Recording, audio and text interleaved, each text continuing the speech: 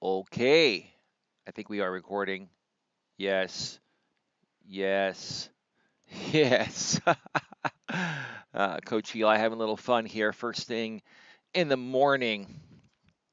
All right. Good day, everybody. Good day, everybody. Hopefully, you all had a great weekend. Welcome back to another episode of Navigating the Modern World with Coach Eli, the Daily Walk edition. This is episode number 16, and I'm back at Red Morton Park pretty much as usual. Like I've been mentioning lately, I'm going to try to head out to some different locations this week and give you folks a change of pace, a change of scenery, like I did in the past before I rebranded my daily walks to the Navigating the Modern World with Coach Eli, Coach Eli platform, which is what I'm trying to say. But for right now, like I said, it's just much easier. I've got a lot going on this week. I have a major interview coming up this Friday with Charles F. Gray. That's going to be interviewing me regarding things that I've gone through and dealt with since I left the YouTube platform. I ran a YouTube channel for about a year and a half, and it was kind of crazy. Um, I was in a relationship that I'm no longer in anymore, and that ended. It all kind of ties in together hand in hand, and I'm going to be talking about it this Friday. I'm going to record a pre-recorded interview with Charles, and then it'll be available later in the afternoon or early evening on Charles F. Gray's YouTube channel and right here on Facebook for you folks to, hear. And it's going to be very interesting. Hopefully, you'll be able to check it out. I'm going to promote it very well because I want to share my real life experiences with you folks in real time because I think that's the best way to truly help people.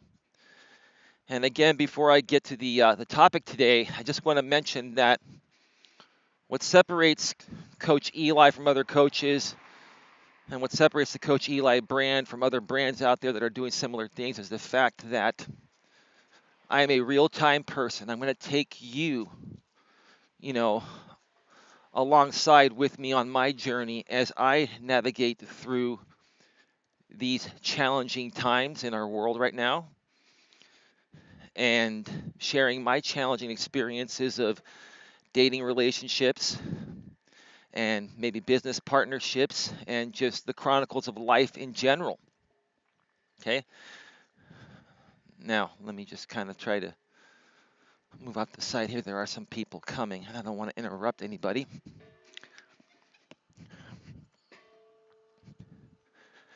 So, anyway, again, I think that's what makes the big difference there. Many coaches out there will just put up a front.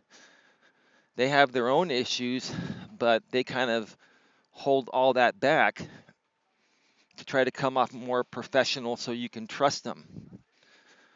But for me, what I've always bought into are people that are real and genuine and upfront regarding their own situations and using their situations as examples. And there are some coaches out there that do use their past situations as examples occasionally, but there isn't any coach out there that is sharing real time experience, just like I am right now. I'm currently going through a bunch of things, and I want to go on this journey alongside with you folks and take you with me. Now, because I'm currently going through all these things, or due to the fact that I'm going through all these things, does it affect my coaching style? Does it affect my abilities to help you folks? Absolutely not, because I know exactly what I'm talking about, and I've had a lot of experience. Okay, and I'm using my experience to help me cope with what I'm going through. Just because I'm a coach doesn't mean that I'm immune to life's issues. And it doesn't make me any less qualified to help people because I'm currently going through things or I go through things in general. And I just wanted to make that very clear. So that's what you're getting when you deal with Coach Eli. You're dealing with the real deal. You're dealing with somebody that's going to constantly put out content every single day, or at least every single day as much as possible. There will be some days where I take a day off or two or a weekend off.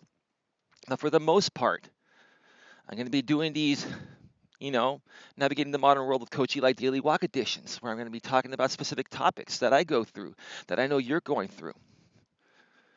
And I will also be answering your emails and your questions through these daily walks. And in addition, I'm going to be adding some live shows very soon. I'm going to be providing you folks with consistent content all the time. And I want to become the coach that you can carry along with you in your pocket, because we now all have these smartphones, and you'll be able to watch these videos wherever you go. And if you're having a bad day and you're going through something, you'll be able to go through the library of Coach Eli topics and, hear, my thoughts about it, and, what I went through going through that particular aspect and how I handled it and how I got through it. Because that's the way that I learned how to cope with certain things. I researched information through other people. I soaked it in like a sponge. And now I want to share that information with you folks. Okay? But I want to do it bigger and better and in more honest, ethical, and genuine ways than anyone else. And I want to do it more raw than anyone else, because that's what I feel people want nowadays. They want the raw, real deal. That's what you get when you're dealing with me. Okay? Just wanted to be very, very clear about that. So, with that being said, let's just get to the topic of today's Navigating the Modern World with Coach Eli Daily Walk Edition, episode number 16, because this topic really hits home with me. It's been consuming me pretty much every single day, at least, for the most part, every single day since my recent breakup of a little over 3 months ago. And you'll understand more about why it has been when I share it with you and get into it. So let's just get into it, okay? The topic is waking up every morning with large amounts of anxiety. Is this normal? Why it happens, and how to handle it. One more time. Waking up every morning with large amounts of anxiety. Is this normal? Why it happens, and how to handle it. Now, before I dive into this, I want to make it very clear, like I have in the past, that I am not a counselor. I am not a psychologist. I do not have a psychology degree. Okay? And I'm not trying to come at it from that perspective. So anyone out there that may be coming across these videos that does have a psychology degree, okay, I don't want you getting the wrong idea here that I'm trying to give clinical advice. I'm not. I'm not qualified to do that. What I am qualified to do is share my experiences of how this stuff has affected me, and share what I've learned through other people like clinicians such as yourself. And then what I can also do is tell my audience that, hey, if you're suffering from this, you may want to go and seek the help of a licensed professional, a clinician, a counselor, or a psychologist, or go and see your doctor and maybe get some anxiety medication, depending on how severe your situation is. I'm just here to bring the information forward based on what I've learned. So again, to all you psychologists out there, I'm not trying to step on your toes. Okay? Okay, I'm just being upfront and honest about it here, so you folks know where I'm getting the information and what qualifies me to talk about these situations. I'm just basically sharing my own personal experiences here. Okay? Something that a lot of psychologists don't do. When you go see a psychologist, they just basically ask you what the issue is and they try to help coach you through it. But they never share with you, their experiences regarding what you're going through. And again, like I mentioned at the beginning of this video here, I think one of the best ways to learn and better yourself is to listen to other people's personal experiences regarding what they went through and how they handled what they went through. And that's what I'm here to do. So let's get right to it, okay? So every morning, for the most part, maybe not every single morning, but most mornings, I have been waking up with a pretty high level of anxiety. Now, as I mentioned before, I do not have anxiety disorder. Okay? I actually question myself on whether I have anxiety disorder or not. But I know I don't because there are only certain times where I feel high levels of anxiety. And from the research I've done, I've narrowed it down to what causes it. And I'll tell you what's causing my, high level of anxiety when I wake up every morning. It is the separation anxiety from my last relationship. How do I know that? Because every relationship I've been through where I had a strong emotional bond with the woman I was with, okay, if she was the one that broke it off with me and it happened all of a sudden out of the blue unexpected, and there was really not a chance given to repair the situation, it kind of made me feel like I was abandoned and, makes me feel like I lost something that I really enjoyed being a part of, that really, you know, just I really loved. I really just enjoyed being a part of. And it enhanced my life in ways that I didn't want to let go. So every single morning, for the most part, I've been waking up with this feeling like it's a feeling like you just can't breathe. I mean, you can breathe, obviously, or else you'd be dead. But you get the feeling where you have shortness of breath. You feel it down here, like in your lower gut. You feel like the walls are closing in on you. It overpowers you. It's the top of your mind, and it's hard to think about other things. It's hard to focus on other things that you need to focus on to get through your days. It's one of the shittiest feelings you can feel. Okay? But is it normal? Like I mentioned in the title of this video, is it normal to feel this way based on the situation that I mentioned? It absolutely is 100% normal to feel large amounts of separation anxiety when you're going through a breakup, especially if you were the one that was dumped and you were deeply emotionally attached to that person and you still wanted to be a part of their lives because you enjoyed what you had with them. So it's completely normal.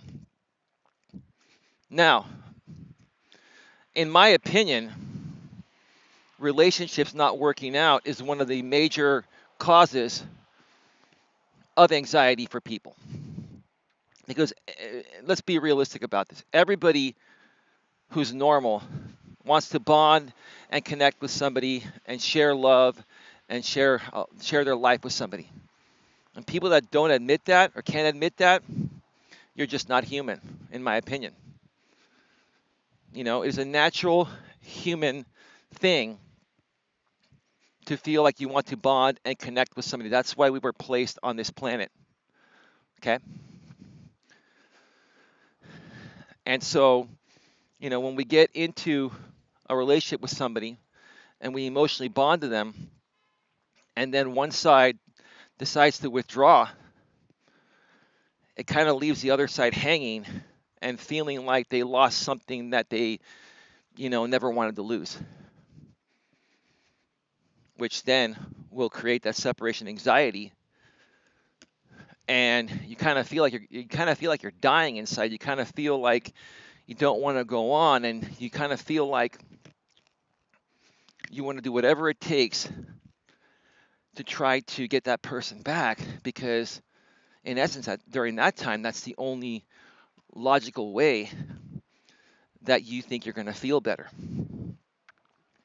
And that probably would be the only way that you're going to feel better during that time. But what if your other half wants nothing to do with you? Okay? What if your other half wants nothing to do with you? How do you handle that? How do you handle that and go on with your life, especially if you're working a corporate day job? How are you going to go to work every morning feeling this way? How are you going to get your household chores done when you're feeling this way? How are you going to be around other friends and family when you're feeling this way? How is it going to affect your life when you're feeling this way? Because I will tell you right now, from my personal experience, when I have these large, high levels of anxiety after going through a breakup, and I'll be honest with you, the only times, I'm not saying I don't feel anxiety during other moments, even though I don't have anxiety disorder, I'm not saying I don't ever have any other anxious moments outside of this, but primarily like 95% of my anxiety that I've dealt with in my life has to do with relationship breakups and has to do with the woman breaking up with me out of the blue. At least it feels that way, or it seems that way, and just completely shuts me out and doesn't give me a chance to repair the situation. And it makes you feel abandoned. It makes me feel abandoned, like like I mentioned earlier, or like I did mention earlier. Okay, so how do you deal with this situation? What do you do? How do you get yourself back on track? There are some right things to do, and there are some wrong things to do. Okay, first, I'm going to discuss what many people do that are the wrong things to do, in my opinion. I've kind of mentioned them before. I will mention them again. Okay, first of all, a lot of people resort to drinking, smoking, doing drugs, doing whatever it takes to artificially make themselves feel better and to cure that pain of the loss, or to subside that high level of separation anxiety they're feeling, or anxiety they're feeling in general. I've seen many people drink like a fish. And I'll tell you, when I was younger, I used to drink a lot more than I drink now. I don't really drink that much anymore. There were times in my younger days I would drink to subside pain. I didn't even realize it back then because I was younger and I didn't know this stuff back then as well as I know it now. But now I realize why I did it. I would drink because what drinking does is it basically numbs the pain. It makes you, it artificially makes you feel like you're on top of the world. You have all this rush of greatness flowing through you while you're drinking, and the more you drink, it enhances that until the point of where you pass out, then you fall asleep, and then you fall asleep, and then it's like you're not even thinking about the issue anymore. And while that may sound all fine and good while you're doing it, what happens the next morning? You wake up with dry mouth, you wake up hungover, it ruins your next day. Okay? And once you are back to normal and all the alcohol's out of your system, you feel worse than you did before. So it makes you feel like, okay, I need to start drinking more again to numb this pain. And then it creates a vicious cycle. It creates a vicious cycle of where you're drinking too much to the point of where some people have become alcoholics, depending on alcohol to make them feel better. And it creates other issues. May create issues where you drink and drive and then you get into an accident and you're dead. We don't want to see that happen. Or some people drink so much to where they get alcohol poisoning and then they die because they drank too much. They overdosed on alcohol. I don't recommend using alcohol to cure your anxiety. Please, please, please, if you learned something from this video, do not resort to alcohol to subside and cure your anxiety because you're going through something similar as to what I'm going through. Okay? Some people will smoke. Now, smoking is hazardous to your health. It is definitely not good.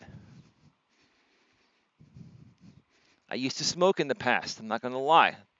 Many people know that. I no longer do smoke. For a while, over the past few years, I had an occasional cigarette, but now I just don't smoke, period. Now I'm just done. I'm just done with the smoking. It's not good for you. But what does smoking do? It temporarily subsides your anxiety. It makes you feel better. The nicotine is a drug that artificially enhances you to feel better while you're having that cigarette. And then it stays in your system for a little bit, and then half an hour later, you feel like you want another cigarette because all that nicotine is gone. It makes you dependent on that nicotine to make it through your day and to get through what you're going through. And it creates a vicious cycle. I'll tell you, smoking can be very addicting, and many people have become addicted to it.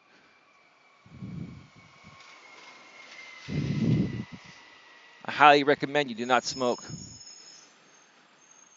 Not a good way to cure your anxiety either. Not a good way to cure your anxiety either. Because it's really not going to go away. Some people turn to drugs. Okay? Now, marijuana has been pretty much legalized everywhere, and people say that's one of the healthier ways to relax and calm yourself. But there's a purpose for marijuana. Okay? Marijuana was made for certain medicinal purposes to help certain people that have issues, you know, um, get better. But a lot of people use it for recreational purposes. Even though it's been kind of legalized, I still do not strongly, I strongly do not suggest you use marijuana as a cure to relieve your anxiety. Because now you're dependent on something. Okay?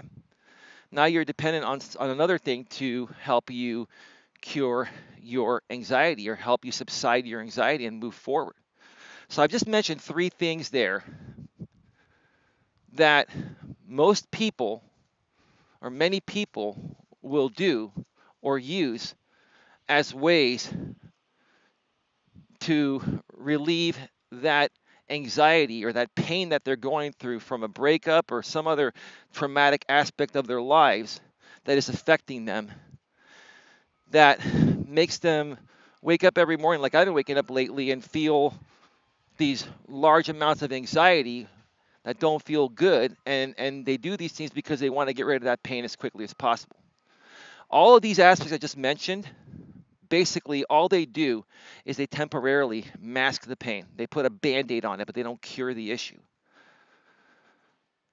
So what have I done in the past in between relationships to, subside my anxiety and get through what I'm going through? Like in the situation right now with my current breakup. Okay? I come out here to the park and I take these walks, and these walks, release feel-good hormones. These walks relax me. Okay? They also help me get in shape and stay in shape. It allows me to get out here and breathe the fresh air, which, by the way, those of you that know, we've had some fires out here in the Bay, or not in the Bay Area, but in Northern California, up north. A lot of the smoke has kind of cleared up down here in Redwood City from the fire that's about 150 miles north from where I live. But I also got a notification on my app today that we're going to be getting some rain. Go ahead. We're going to be getting some rain over the next few days or so. That's going to wash away all the smoke, which is good. I was really happy to hear that. So the air is pretty much almost back to normal. So, getting out to the park, taking a walk, and breathing in the fresh air is going to help naturally subside your anxiety. It's going to make you feel like you're accomplishing something. It's going to make you feel like, you're out there and you're not just sitting at home, dwelling over, whatever is causing your anxiety. Whether it's a breakup, whether you lost your job, whether it's family issues, regardless of what your traumatic situation is that is causing your anxiety, taking constant walks and being out there in the open and just moving around, not sitting on your ass, is going to make you feel a lot better. And it's also going to stop. I'm trying to avoid people, but they're just following me in my path.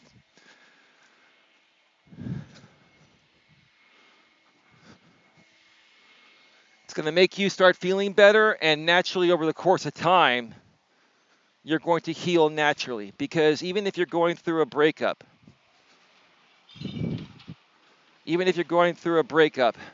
and you're the one that was dumped, and you're going through what I'm going through, over the course of time, 3, 6, 9 months or so, you're going to start feeling more and more better every day.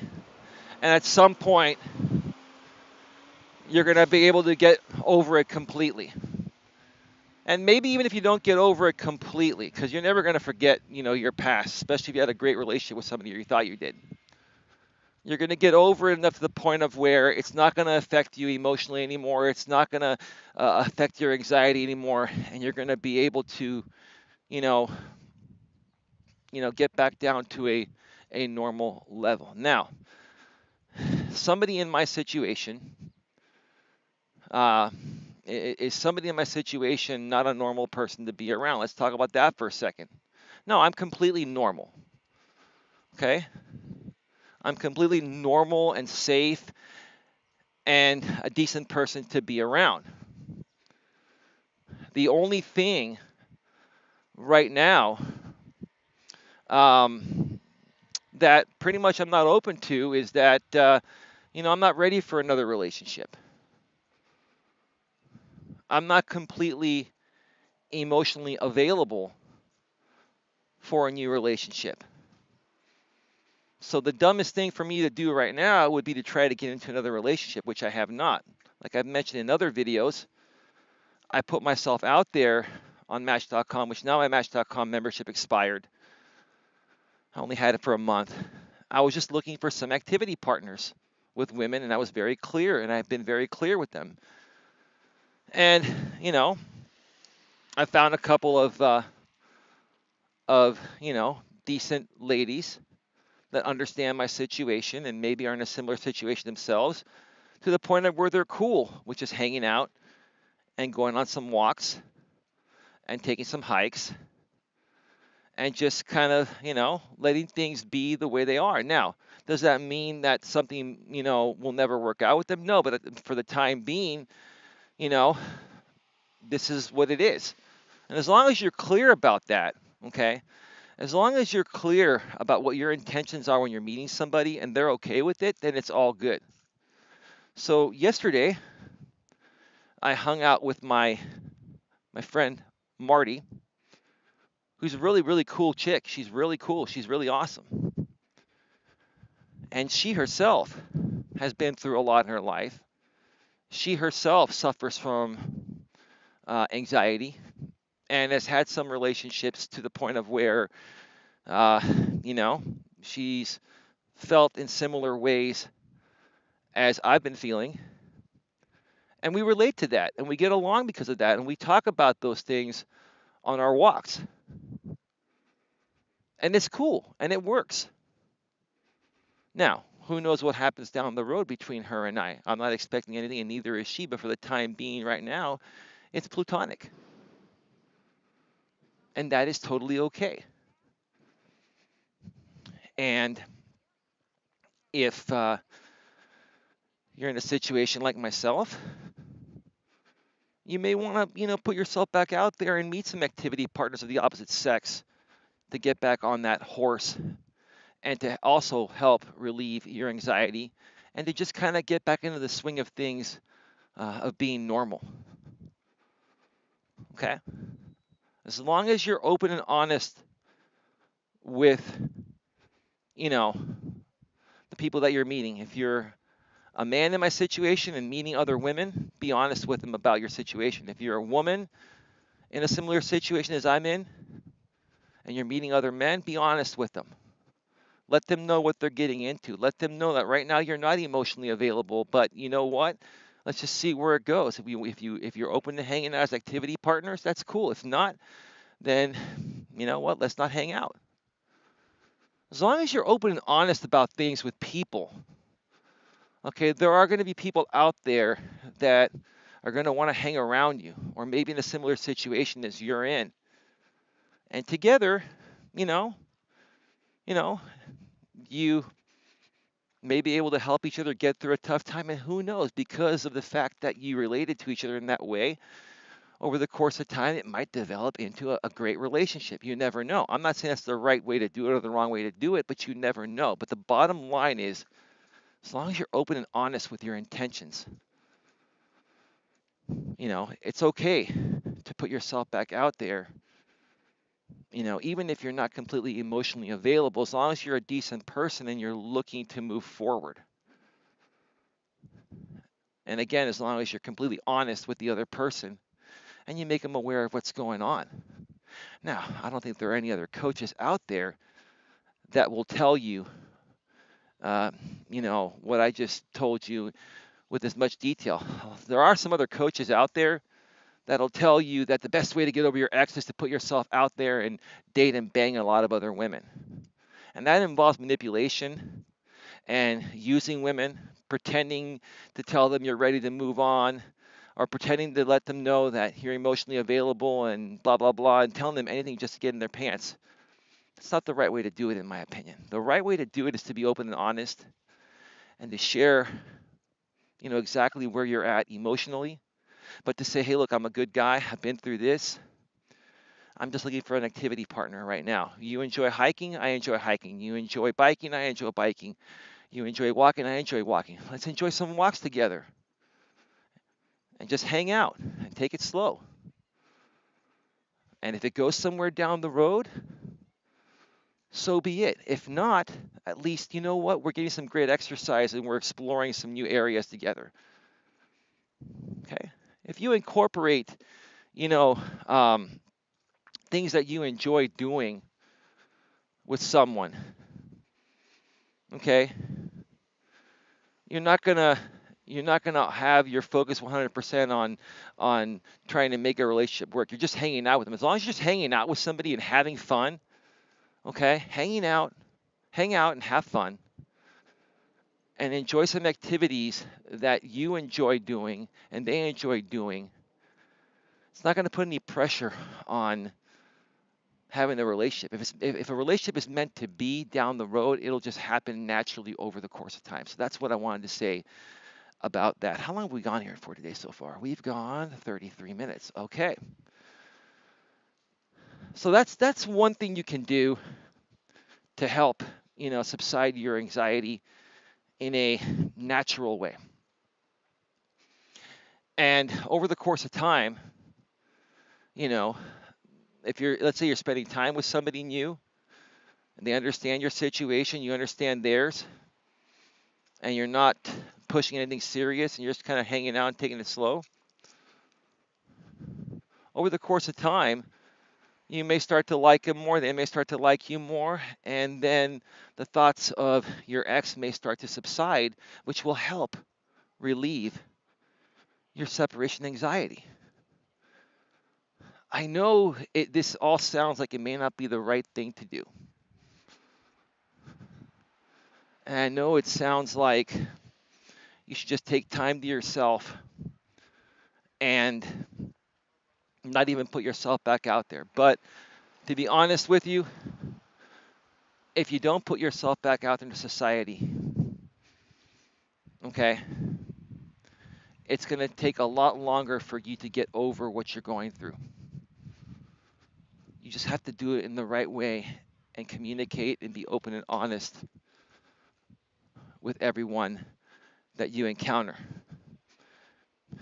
And don't use people, don't manipulate people like some other coaches tell you to do. Manipulate, if you're a guy, manipulate women to just hang out with them, have sex with them. It'll make you feel better. It'll get your mind off your ex. Don't manipulate people.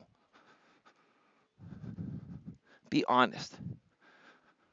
Because I'll tell you honestly, when you're honest with people, they're more prone to feel comfortable with you, trust you, and give you a chance to hang out. And that'll start helping you feel better about what you're going through. So at the same time, you're not going to have the thoughts in the back of your head that you're lying to this person and manipulating them, and you're using them to fill the void of your ex. You do not want to do that. Just being very, very open and honest with you. Let me just come over here real quick. All right. It's a beautiful day at the park today. It's probably closer to 60 degrees right now. It's just awesome. Okay. Let me tell you, anxiety, from what I've learned, following some people online, there's a gentleman I keep recommending, Coach Craig Kenneth. He's a licensed psychotherapist. He has a master's degree in psychology. He understands this stuff better than anyone I've seen out there. Go to Coach Craig Kenneth, CraigKenneth, on YouTube, and check out his stuff. You're going to love his stuff. He's incredible. What I've learned from him is that, anxiety is the root cause of desire. I never thought about that until I heard him say it.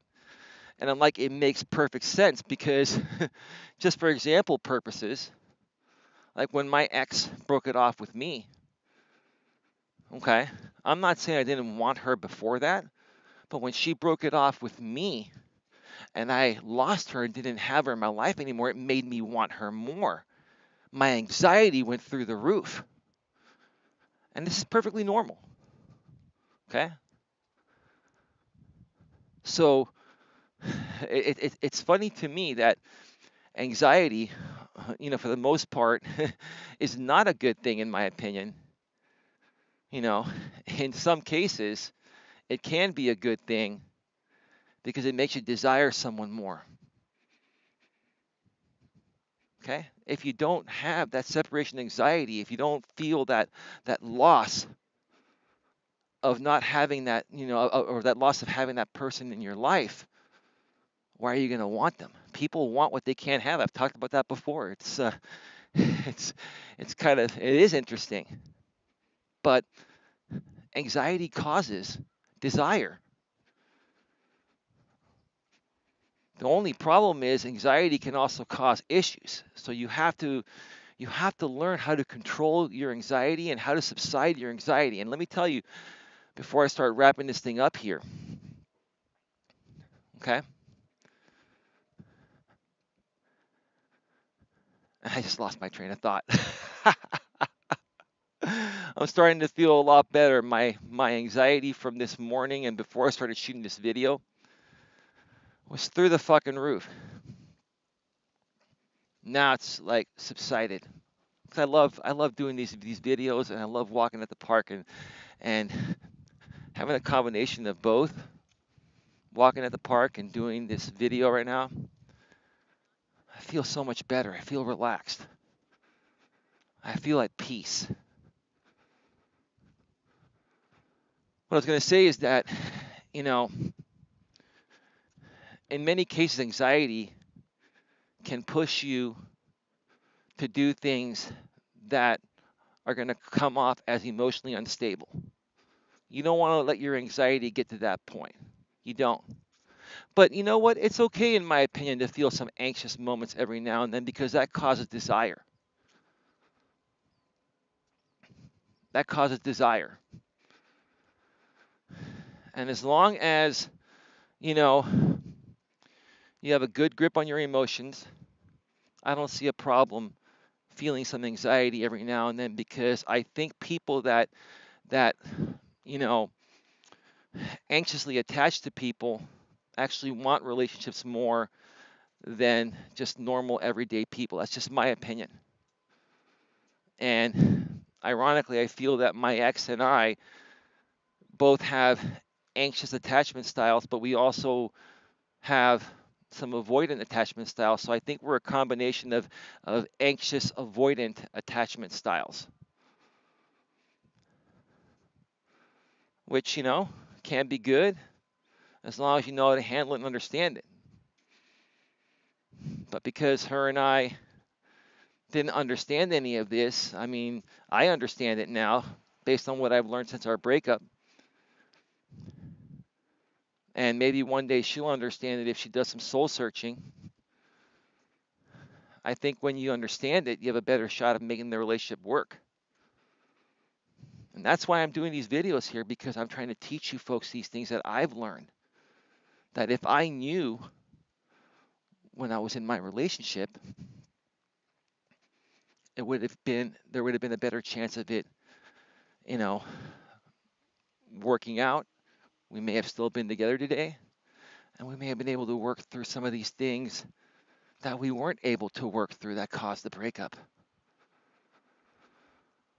So,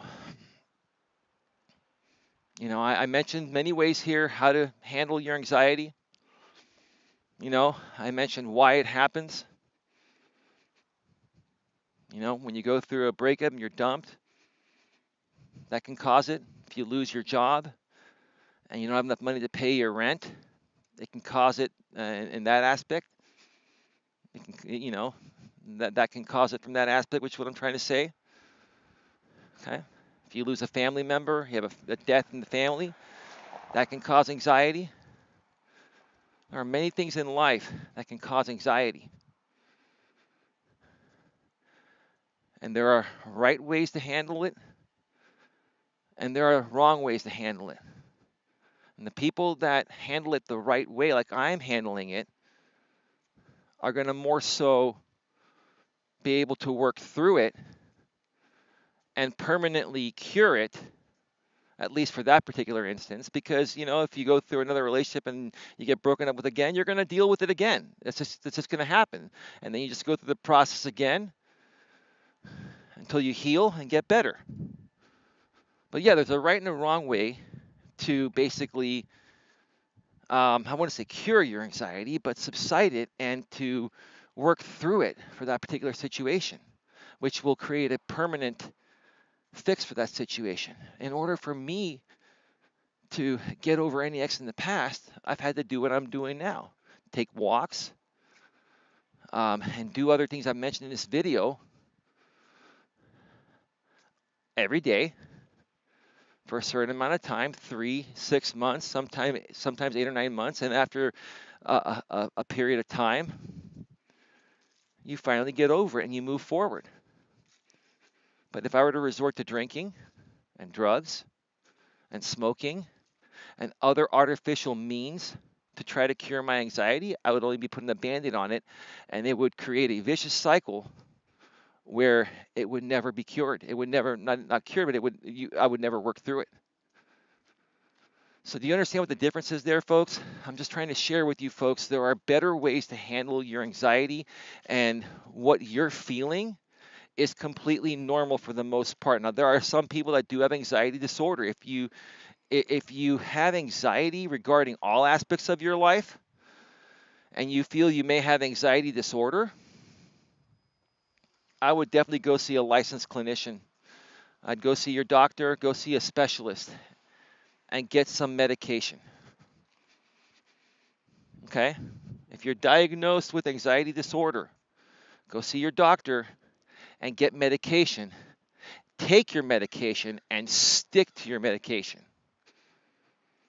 There are many people out there that may go see their doctor and get anxiety medication and then start taking it,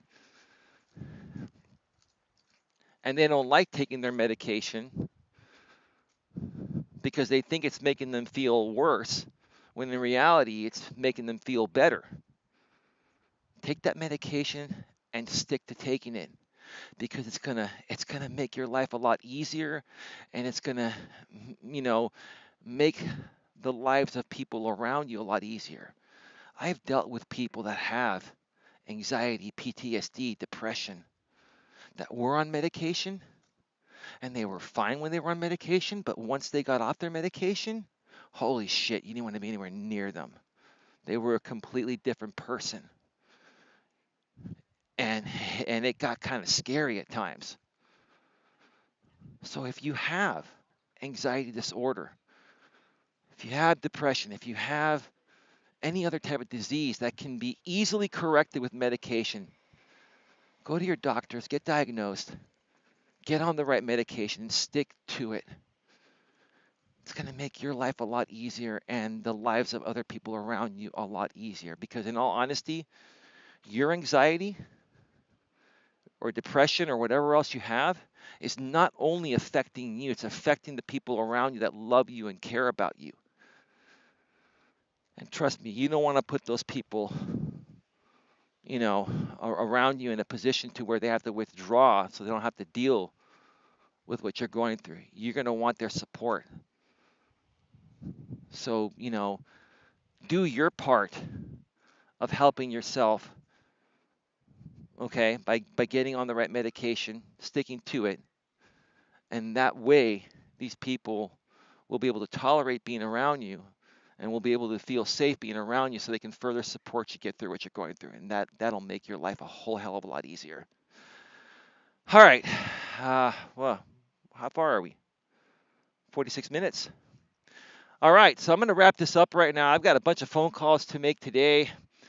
Got some people to reach out to regarding, the coaching business and setting up some interviews and some collaborations. Lots of great things happening with the Coach Eli brand. So stick around. I may possibly do a secondary video today, and maybe even from a different location, because I'm feeling a lot better now. I'm going to now end this video. I'm going to go do 3 more laps around the park, and then we'll see what happens from there. Stick around. More to come from the Coach Eli brand. Have a great day, everyone. Talk to y'all soon. Bye.